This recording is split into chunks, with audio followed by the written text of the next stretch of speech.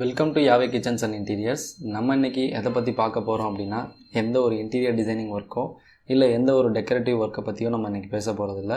நம்ம இன்றைக்கி பேச போகிறது பார்த்திங்க அப்படின்னாக்கா கேஸ் பைப்லைனை பற்றி மட்டும்தான் பேச போகிறோம். நீங்கள் பார்த்துட்டு இருக்கிறது யாவே கிச்சன்ஸ் அண்ட் இன்டீரியர்ஸ். நான் உங்கள் கார்த்திக். வாங்க வீடியோக்குள்ளே போகலாம்.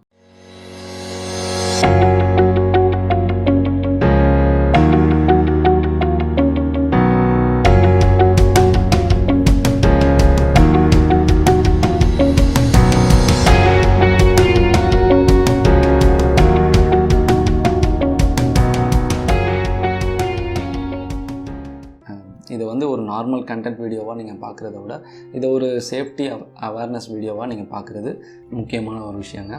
சரி, இப்போ ஃபஸ்ட் நம்ம பார்த்துக்குவோம். நம்மளோட ஃபுல் அமௌண்ட்டோ இல்லை ஒரு 90% அமௌண்ட்டோ நம்மளோட சேவிங்ஸ்லேருந்து எடுத்து நம்ம ஒரு வீட்டை கட்டுறோம், அதுக்கு இன்டீரியர் டிசைனிங் பண்ணுறோம். எங்களை மாதிரி நிறையா பேர் ஹையர் பண்ணி இன்டீரியர் டிசைனிங் பண்ணுறவங்களும் இருக்காங்க, இல்லை ஓனாக இன்டீரியர் பண்ணுறவங்களும் இருக்காங்க. ஸோ இவங்க எல்லாருக்குமே நான் போடக்கூடிய இந்த ஒரு வீடியோ வந்து கண்டிப்பாக இம்பார்ட்டண்ட்டாக இருக்கும். என்ன ஒரு ரீசன் அப்படின்னா, கேஸ் பைப்லைன் அப்படிங்கிறத ஒரு விஷயத்த நம்ம வந்து ஒரு ரிஸ்கியாக பார்க்காமே விட்டுறோம். அதனாலே பார்த்திங்கன்னா ஒரு சில அலட்சியமான விஷயத்தினால ஒரு பெரிய ஆக்சிடெண்ட் கூட நடக்கிறதுக்கு வாய்ப்பு இருக்குங்க. இதை வந்து அட்வான்டேஜஸ் டிஸ்அட்வான்டேஜஸ் எப்படி இருக்குன்றதை நான் சொல்ல விரும்பலைங்க. ஏன்னா எல்லாருக்குமே தெரியும், கம்ப்ளீட்டாக அவுட்டரில் இருக்கக்கூடிய பைப்லைன் யூஸ் பண்ணக்கூடிய கேஸ் தான் வந்து சேஃப்டியான கேஸ். இன்கேஸ் நமக்கு வந்து இதுக்கு வந்து ஒரு 15,000 இல்லை ஒரு 8,000 நான் செலவு பண்ணணும் அப்படின்னு நம்ம யோசிக்கிறத விட அதை ஒரு ரிஸ்கி ஃபேக்டராக நினச்சிக்கோங்க. அந்த ரிஸ்கி ஃபேக்டருக்கு நம்ம வந்து 8,000 தான் விலை வச்சுருக்கோமா, 10,000 தான் விலை வச்சுருக்கோமான்றதையும் பார்த்துக்கோங்க. எதனால் அப்படி சொல்கிறேன்னா, நம்ம வீடு எத்தனையோ லட்சம் போட்டு கட்டுறோம், இன்டீரியர் எத்தனையோ லட்சத்துக்கு நம்ம பண்ணிக்கிறோம். பட் இந்த ஒரு சுச்சுவேஷன் இது ஒரு 8,000 9,000 அப்படி தான் ஆகுது. அப்படிங்கிற பட்சத்தில் இதை கண்டிப்பாக நீங்கள் வந்து இந்த மணியை நீங்கள் பார்க்குறத விட சேஃப்டிங்கிறத பார்க்குறது ரொம்ப முக்கியங்க. இது ரெண்டில் எது பெஸ்ட்? அதாவது இன்னரில் வரக்கூடிய கேஸா இல்லை அவுட்டரில் வரக்கூடிய கேஸா? இன்னர் அவுட்டர் அப்படின்றது நான் ஏன் மென்ஷன் பண்ணேன்னா, கேபினட்ஸ்குள்ளே நாங்கள் டிசைன் பண்ணி கொடுக்கக்கூடிய கேபினட்ஸில் உள்ளே வைக்கக்கூடிய கேஸ் தான் வந்து இன்னர் கேஸ். அவுட்டர் கேஸ் அப்படிங்கிறது நம்ம எக்ஸ்டர்னலாக பைப் யூஸ் பண்ணி ப்ரொவைட் பண்ணி கேஸ் ஆஃபுக்காக கொடுக்குறது, அது வந்து எக்ஸ்டர்னலாக இருக்கக்கூடியது. ஸோ அது வந்து அவுட்டர் பைப்லைன் அப்படின்னு நம்ம எடுத்துக்கலாம். இப்போ அந்த இன்னர் பைப்லைனில் என்ன வந்து நமக்கு மேஜர் ஃபால்ட்டாக இருக்கும்? மேஜர் ஃபால்ட் அப்படின்னா, லீக்கேஜஸ் வந்தால் டைமில் லீக்கேஜஸ் வருது நமக்கு தெரியல, ஒரு நைட் டைமில் லீக்கேஜஸ் வருது, யாரும் கிச்சனில் இருக்க மாட்டோம். ஸோ ஃபுல்லி வந்து க்ளோஸ்டாக இருக்கும். நம்ம க்ளோஸ் பண்ணி மஸ்கிட்டோஸ் வரதுக்காக வேண்டி ஃபுல்லாக க்ளோஸ் பண்ணி கூட வச்சுருப்போம். ஸோ அந்த மாதிரி லீக்கேஜிங் டைமில் நம்ம ஸ்லீப்பிங்கில் இருந்தால் கூட ஒரு சில பேருக்கு ஸ்மெல் பண்ணலாம். ஒரு சில பேர் ரூமை விட்டு ரொம்ப தூரம் தள்ளி இருந்தால் நமக்கு அந்த ஸ்மெல் வந்து வராது. ஸோ அந்த டைமில் இன்கேஸ் ஆக்சிடென்டலாக ஸ்விட்சஸ் போடுறோம், இல்லை ஏதாவது ஒரு ஸ்பார்க் ஆகக்கூடிய ஒரு ஐட்டம்ஸ் நம்ம போட்டோம் அப்படின்னா கண்டிப்பாக ஃபயர் ஆக்சிடென்ட் நடக்கிறதுக்கு நிறைய வாய்ப்பு இருக்குது.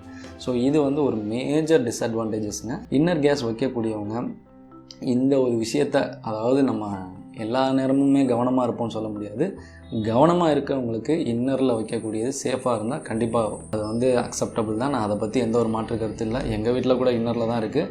ஸோ இன்னரில் வச்சுட்டோம் அப்படின்னாலுமே அதோட கவனம் வந்து கண்டிப்பாக இருக்கணும். கவனம் இல்லாமல் சின்ன பிள்ளைங்க விளையாடக்கூடிய வீடு, அந்த மாதிரி இடம், ஸோ கேஸை நம்ம அதாவது மறதியில் இது பண்ணுறோம். ஸோ அதெல்லாம் கூட பார்த்திங்க அப்படின்னா அந்த ஃபயர் ஆக்சிடெண்ட்டில் நடக்கிறதுக்கு எதுன்னே நம்ம சொல்ல முடியாது. இன்ஃபேக்ட் ஒரு ஃப்ராக்சர் ஆஃப் செகண்டில் இது வந்து நடக்கும்.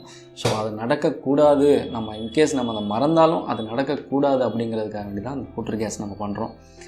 ரெண்டாவது இந்த விஷயத்தில் பார்த்திங்கன்னா, இன்னர் கேஸ் அப்படின்னு பண்ணும்போது நம்ம கேபினட்ஸ் வைப்போம் இல்லைங்களா, அந்த கிச்சனில் வைக்கக்கூடிய கேபினட்ஸ், அதாவது அக்சசரிஸ் அப்படின்னு சொல்லுவோம். அந்த அக்சசரிஸ் அப்படிங்கிறத கொஞ்சம் ஸ்பேஸ் வந்து இந்த ஒரு 2 feet வந்து இந்த கேஸ் பைப்லைன் நமக்கு எடுத்துக்கும்.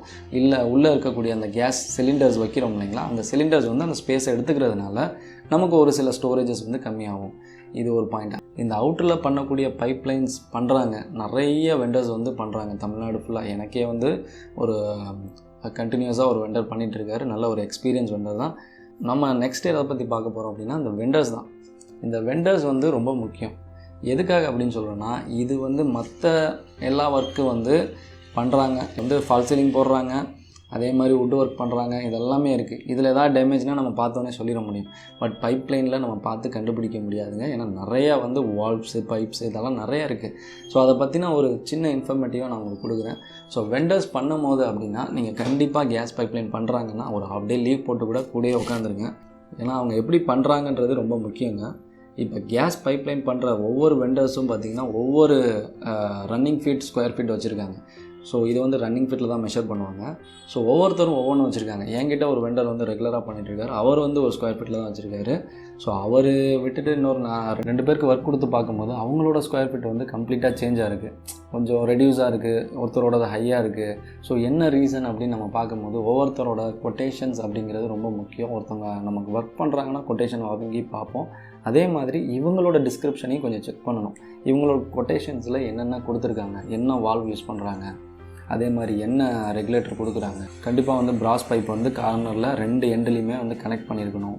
அதிலிருந்து தான் வால்வு கனெக்ட் பண்ணியிருக்கணும். ஸோ இந்த மாதிரி விஷயம்லாம் கரெக்டாக பண்ணுறாங்களா, அதே மாதிரி ஃபயர் டெஸ்ட் பண்ணுறாங்களா, ஐ டெஸ்ட் பண்ணுறாங்களா. ஐ டெஸ்ட் அப்படிங்கிறது நம்ம ஐ டெஸ்ட் இல்லை, நம்ம நேரில் பார்த்து தெரிஞ்சுக்கிறது. அதாவது ஒரு சில கேப்பில் பார்த்தாவே தெரியும் இது கேப் இருக்குப்பா, இதை வந்து ஏதாவது பண்ணி கவர் பண்ணு அப்படின்னு நம்ம சொல்லிட முடியும். அந்த மாதிரி சில டெஸ்ட்டஸையும் நம்ம சைட்லேருந்து நம்ம பண்ணி கொடுக்கணும். ஏன்னா வெண்டர்ஸ் வந்து பண்ணுறாங்களோ பண்ணலையோ நம்மளோட வீட்டுக்கு நம்ம தான் செக் பண்ணணும். ஸோ இது ரொம்ப முக்கியமான ஒரு விஷயம். அதை நீங்கள் செக் பண்ண மறந்துடாதீங்க. ஏன் அப்படின்னு நான் சொல்கிறேன்னா, என்கிட்டே ஒரு வெண்டர்ஸ் வந்து இதோட ஒர்க்கு ஸ்டைலு எனக்கு நல்லா தெரியும். எந்த ஒர்க் பண்ணணும், எப்படி பண்ணணும். இதில் என்ன சொல்கிறாருன்னா, சார் அந்த ஸ்டைல் வேறு சார், நீங்கள் அந்த ஸ்டைலுன்னு சொல்லியிருந்தா நான் அந்த ஸ்டைல் பண்ணியிருப்பேன். பட் இது இந்த ஸ்டைலு ஓகே தானே சார், எப்படி ஓகேவாக இருக்கும் அப்படின்னு கேட்டிங்கன்னா, இவர் என்ன பண்ணியிருந்தாருன்னா 2 சைடு பிராஸே கொடுக்கல. 2வது பார்த்தீங்கன்னா பைப்பை வந்து வெல்டு பண்ணி கனெக்ட் பண்ணியிருக்காரு. கண்டிப்பாக சொல்கிறேன், பைப்பை வெல்டு பண்ணி கனெக்ட் பண்ணக்கூடாது. இது என்னோடய நாலேஜில் நான் சொல்கிறேன். ஒருவேளை அது கரெக்டான டிசிஷனாக இருந்தாலும் பரவாயில்ல, இது பண்ணி நீங்கள் ஜாயின் பண்ணுறதை அவாய்ட் பண்ணிக்கோங்க. கட்டர்ஸ் யூஸ் பண்ணி கரெக்டான கனெக்டர்ஸாக இருக்கணும். அதே மாதிரி அந்த காப்பர் பைப்லைனில் தான் இந்த கேஸ் மூவ் ஆகும். ஸோ அந்த காப்பர் பைப்லைனுக்கு மேலே ஒரு லப்பர் பைப்லைன் வந்திருக்கணும் கண்டிப்பாக. ஸோ அது லப்பர்ன்றது வந்து நார்மல் லப்பர் மாதிரி இருக்கும், ரொம்ப திக்கான ஒரு பிவிசி லப்பர்ஸோட கனெக்ட் ஆகிருக்க மாதிரி மெர்ஜ் ஆகிருக்க மாதிரி இருக்கும். ஸோ அந்த ஒரு இது சேஃப்டிக்காக மேலே இருக்கணும் கண்டிப்பாக. ஸோ எந்தாவது ஒரு இடத்துல கனெக்ட் பண்ணுறாங்கன்னா அந்த 2 கனெக்டிவிட்டிக்கு இடையில காப்பர் தெரியக்கூடாது. அதை ஏதாவது போட்டு கவர் பண்ணணும். ஸோ இந்த விஷயத்தில் ரொம்ப கிளியராக இருங்க. வெண்டர்ஸ்கிட்ட அப்புறம் நான் வந்து இது மாதிரி நாங்களே ஒர்க் பண்ணிகிட்ருக்கோம், நீ வந்து கிளைண்ட்டுக்கு ஒர்க் பண்ணலப்பா, நீ எங்களுக்கு ஒர்க் பண்ணுற, முதல்ல இந்த விஷயத்த தப்பாக பண்ணியிருக்க, இதை பண்ணி இல்லாட்டி ஒர்க் அவுட்டை சேஞ்ச் பண்ணிக்க. நான் கிளியராக சொல்லிட்டேன், இந்த ஒர்க் அவுட்டை நீ சேஞ்ச் பண்ணி எடுத்துகிட்டு போயிடு, இல்லாட்டி இந்த நான் சொல்கிற மெத்தடில் போடுறதா இருந்தால் போடு அப்படின்னு சொன்னேன்னா அப்புறம் அந்த மெத்தடில் பண்ணார். ஸோ மெத்தடில் என்ன இருக்குது அப்படின்னு கேட்டுற முடியாது. இந்த மெத்தடில் இவர் பண்ணுறதுக்கு இந்த குவாலிட்டியில் பண்ணணும் அப்படின்னா அந்த குவாலிட்டியில் தான் பண்ணணும். அதை விட கம்மியாக குவாலிட்டியில் பண்ணுறோம், 2வது இடத்துலலாம் பைப்பை டைரெக்டாக கனெக்ட் பண்ணுறோம் அப்படின்னா அந்த ஒரு இடத்துல தப்பு பண்ணியிருந்தாங்க. ஸோ அது ரொம்ப தப்பான ஒரு விஷயம். ஸோ இது வெண்டர்ஸ்ட்டாக நம்ம செக் பண்ண வேண்டிய விஷயம். இதெல்லாம் கண்டிப்பாக நீங்கள் தெரிஞ்சுக்கணும் அப்படின்றதுக்காக வேண்டி தான் நான் சொல்கிறேன். அப்புறம் இந்த ப்ரைஸ், இந்த square feet running feet price வந்து ஒவ்வொரு இடத்துக்கு ஒவ்வொன்றா சேஞ்ச் ஆகுதுங்க. நானும் செக் பண்ணிட்டேன். என்ன ரீசன்னா, டிரான்ஸ்போர்ட், ஃபுட்டு, அப்புறம் அவங்க மெட்டீரியல் இங்கேருந்து வாங்க மாட்டாங்க. ஸோ எந்தெந்த ஏரியா வருதோ அதுக்கு நியர்பை என்ன ஒரு ஏரியாவில் மார்க்கெட்டில் கிடைக்குதோ அவங்க அதை வாங்கிட்டு வருவாங்க. ஸோ அப்படிங்கிறதுனால ப்ரைஸஸ் வந்து கண்டிப்பாக சேஞ்ச் ஆகுது. இதை நம்ம அக்செப்ட் பண்ணி தான் ஆகணும். இப்போ சென்னையில் பண்ணுற ரேட்டு கோயம்புத்தூரில் பண்ண முடியாது, கோயம்புத்தூரில் பண்ணுற ரேட்டு தூத்துக்குடியில் பண்ண முடியாது. ஸோ அந்த மாதிரி ஒவ்வொருத்தருக்கும் ஒவ்வொரு ரேட் சேஞ்ச் ஆகும். சர்வீசஸ் பார்த்திங்கன்னா நம்மக்கிட்டே வந்து ஓன் வெண்டர்ஸ் இருக்காங்க. ஸோ நம்மளோட குவாலிட்டி, நம்மளோட ஒர்க்கை நாங்களே QC பண்ணி அந்த வீடியோஸையும் எடுத்து கரெக்ட் பண்ணி நாங்கள் உங்களுக்கு தரோம். இப்போ இந்த வீடியோவில் பார்த்திங்க அப்படின்னா இவர் வந்து பிராஸ் அடாப்டரையும் பால் வால்வு அப்புறம் இது 3யுமே ஜாயின் பண்ணி ஃபஸ்ட்டே வச்சுக்கிறாரு. ஸோ நான் சொன்ன அந்த பிராஸ் அடாப்டர் இருந்தாங்க. இந்த பிராஸ் அடாப்டர் வந்து ஸ்டார்டிங் அடாப்டர் கண்டிப்பாக இருக்கணும். ஸோ இந்த மிஸ்டேக்கை தான் அந்த வெண்டர் நமக்கு பண்ணியிருந்தார். இப்போ இந்த வாலுக்கு பேக் சைடில் பார்த்திங்கன்னா லிவிங் ஏரியா இருக்குது. இந்த லிவிங் ஏரியாவை கட் பண்ணிடக்கூடாதுன்னு தான் நம்ம ஆப்போசிட்லேருந்து அவுட்டர்லேருந்து வெளியில் எடுத்து உள்ளே கொண்டுட்டு வரோம்.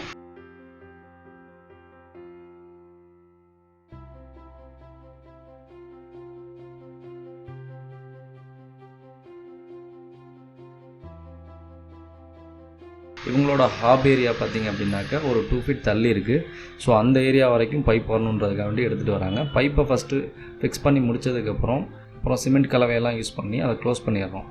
இது எதுக்கு க்ளோஸ் பண்ணுறோம் அப்படின்னா, ஃப்யூச்சரில் இது எடுத்துக்காத அளவுக்கு நம்ம இதை பேஸ்ட் பண்ணி வச்சிட்றாங்க. அதுக்கப்புறமேட்டு நம்ம கேபினெட்டில் ஹோல்ஸ் பண்ணி அந்த கேபினெட் வழியாக அந்த வால்வை உள்ளே எடுத்துகிட்டு வந்து இந்த இடத்துல இருக்கக்கூடிய ஒரு வால்வில் ஜாயின் பண்ணுறாங்க. ஸோ இதில் எங்கேயுமே பார்த்திங்க அப்படின்னா வெல்டிங் ப்ராசஸ் வந்து யூஸ் பண்ணியிருக்க மாட்டாங்க. கரெக்டாக கட் பண்ணி அந்த ப்ரொசீஜரில் எவ்வளோ தேவையோ அதை மட்டும் தான் யூஸ் பண்ணியிருப்பாங்க.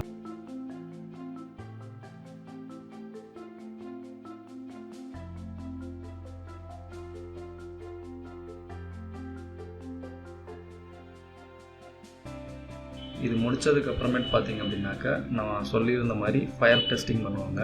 ஸோ வால்வ் ரெண்டுலேயுமே வந்து வால்வ் ஆன் பண்ணிவிட்டு இடையில உள்ள இன்டர்மீடியட் லைன்ஸ் எல்லாத்தையும் செக் பண்ணுவாங்க. இது மூலயமா ஃபயர் எங்கேயா இருந்தால் அந்த இடம் மட்டும் கொஞ்சம் ஸ்பார்க் ஆகும், இல்லைனா ஹைலைட்டாக எரியும்.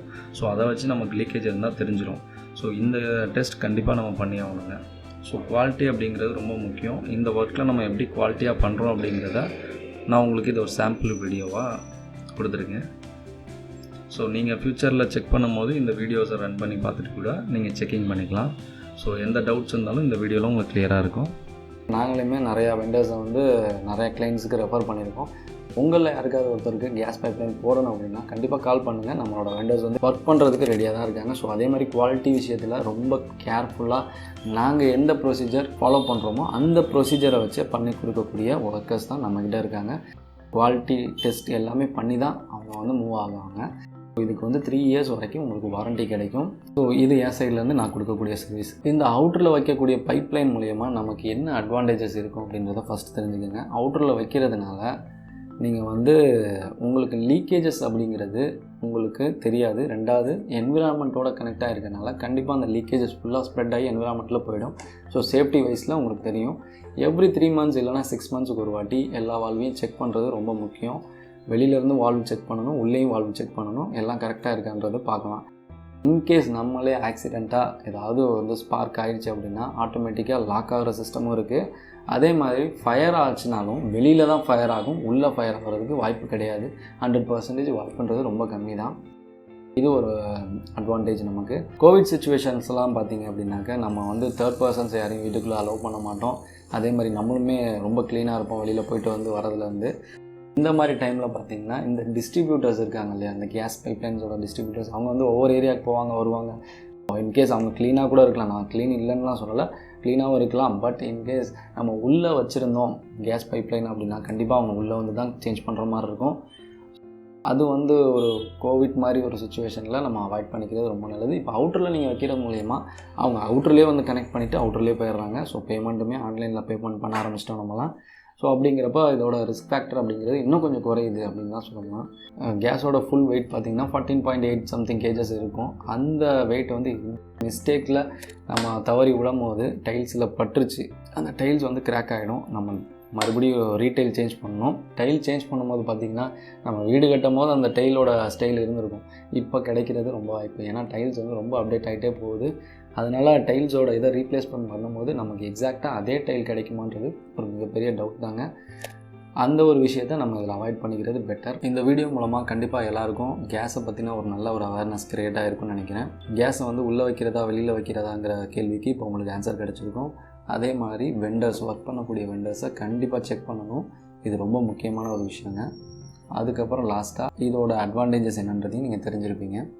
ஸோ இந்த யாவே கிச்சன்ஸ் அண்ட் இன்டீரியர்ஸ்லேருந்து இது ஒரு சின்ன அவேர்னஸ் வீடியோவாக நாங்கள் உங்களுக்கு க்ரியேட் பண்ணி கொடுத்துருக்கோம். இது எல்லாரோட சேஃப்டியும் முக்கியம் அப்படிங்கிறதுக்காக இந்த வீடியோ பண்ணியிருக்கோம். ஸோ முடிஞ்சால் எல்லாருக்குமே இதை வந்து ஃபார்வர்ட் பண்ணுங்கள். இது மூலயமா நிறையா விஷயங்களை அவங்களும் தெரிஞ்சுக்குவாங்க. தேங்க்ஸ் ஃபார் வாட்சிங் Yaave kitchens and interiors. Stay tune. By.